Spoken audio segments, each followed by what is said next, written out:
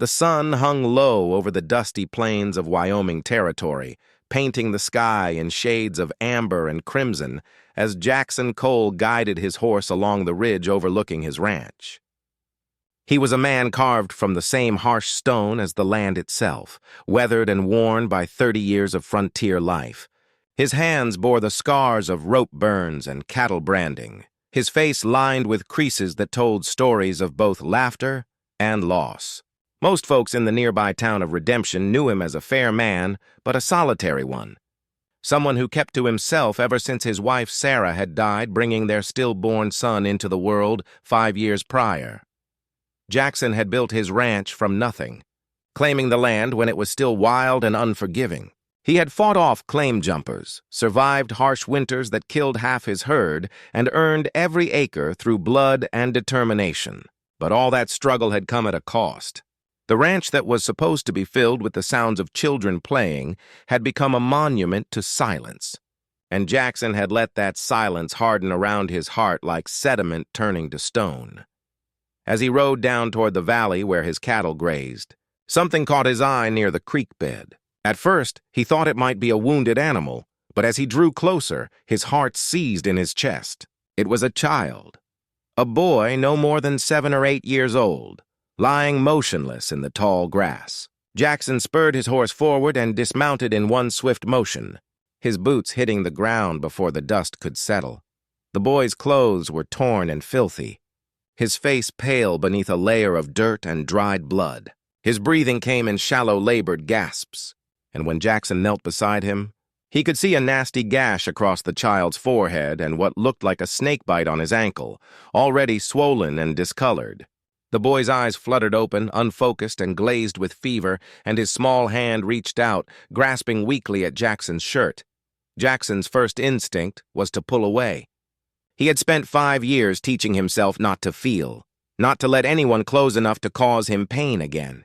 But as the boy's fingers clutched the fabric of his shirt, something in those fever-bright eyes stopped him cold. The child's lips moved, forming words that Jackson had to lean close to hear.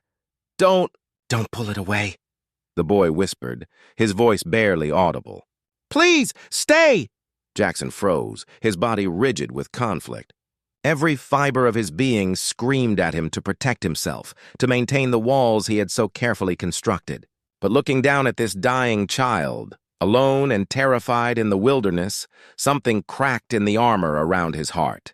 He thought of his own son, the baby he had never gotten to hold, and suddenly all the pain he had buried came rushing back. Only this time, instead of drowning him, it moved him to action. "I'm here, son," Jackson said, his voice rough with emotion. He thought he had forgotten how to feel. "I'm not going anywhere." He scooped the boy up as gently as he could, feeling how light he was, how fragile. Jackson mounted his horse with the child cradled against his chest and rode hard for the ranch house, his mind racing through everything he knew about treating snake bites and fever. The ride back felt like an eternity, and he found himself talking to the boy, telling him stories about the ranch, about the horses, about anything to keep the child conscious and fighting. When they reached the house, Jackson kicked open the door and laid the boy on his own bed, the one he had shared with Sarah, the one he had barely been able to sleep in since she died. He worked with steady hands born of years of tending to injured livestock, cleaning the wound on the boy's head and treating the snake bite with a poultice his wife had taught him to make from herbs that grew near the creek. He forced water between the child's cracked lips and stayed by his side through the night, changing cool cloths on his burning forehead and praying to a God he thought he had stopped believing in. Dawn broke gray and uncertain, and the boy's fever finally began to break.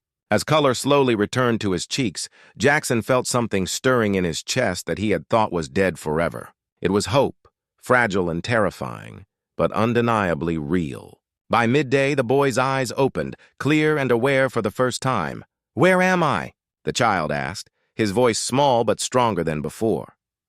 "You're safe," Jackson replied, and he realized as he said it that he was making a promise.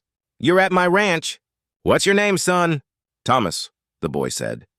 "Thomas Wade. I was with my family on a wagon train heading west. We were attacked by bandits 3 days ago. They took everything. I ran into the wilderness and got lost. I don't know if my parents—" His voice trailed off, and tears began to stream down his dirty face. Jackson found himself pulling the boy into his arms, holding him as he wept, and Jackson wept too, for the first time in 5 years. He cried for Sarah, for his lost son, for this broken child, and for all the walls he had built that had nearly made him turn away from someone who needed him. Over the following days, Jackson rode into Redemption and made inquiries about the wagon train attack. The news was grim.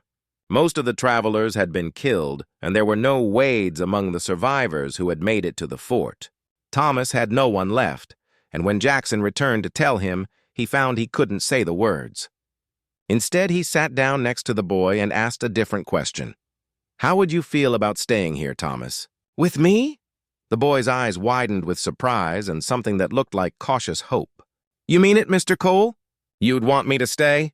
Jackson thought about that moment by the creek when the boy had grabbed his shirt and begged him not to pull away. He thought about how close he had come to walking away from this second chance at life, at family, at love, and he knew with absolute certainty that this child had saved him just as surely as he had saved the boy. "I mean it," Jackson said firmly. "This ranch is too quiet for one person. I could use the company and the help. If you're willing, I'd be honored to teach you everything I know about ranching, about this land, about making a life out here." Thomas threw his arms around Jackson's neck, and in that embrace, Jackson felt the last of the ice around his heart finally melt away. The ranch that had been a monument to his grief became, overnight, a home again. He taught Thomas how to ride, how to mend fences, how to read the weather and the land. In return, the boy filled the empty rooms with laughter and questions, and the pure, unguarded love that only children can give. Months passed, then years. Jackson formally adopted Thomas, and the boy took the Cole name with pride. The townspeople of Redemption watched with amazement as the hard, solitary rancher transformed into a devoted father, teaching his son not just the skills of survival, but the values of kindness, integrity, and the courage to open your heart even when it has been broken. On the 5th anniversary of the day Jackson found Thomas, they rode together to the spot by the creek where it had all begun. Thomas, now a tall, confident young man of 12, looked at his father with gratitude and love. "Do you ever wonder what would have happened if you had pulled away that day?" Thomas asked. "If you had left me there?" Jackson was quiet for a long moment, watching the sun set over the land they both loved.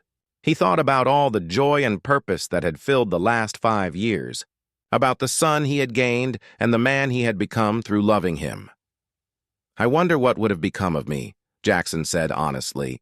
"You saved my life that day, Thomas, just as surely as I saved yours. You reminded me that courage isn't about protecting yourself from pain. Real courage is choosing to love and care for others even when you're afraid of losing them. When you grabbed my shirt and asked me not to pull away, you were asking me to choose life over fear, and I thank God every day that I made the right choice." Thomas smiled, and they sat together in comfortable silence as the stars began to appear in the darkening sky. Two souls who had been lost and broken, now found and whole, bound together by a moment of desperate need and a choice to stay rather than walk away. In that moment by the creek, both of them had been saved. And in saving each other, they had discovered that love, when we have the courage to accept it, is always worth the risk of pain. The ranch that had once been silent now rang with the sounds of home. And Jackson Cole finally understood that the greatest treasures in life are the ones we almost let slip through our fingers, the ones we find the strength to hold on to when everything in us wants to pull away.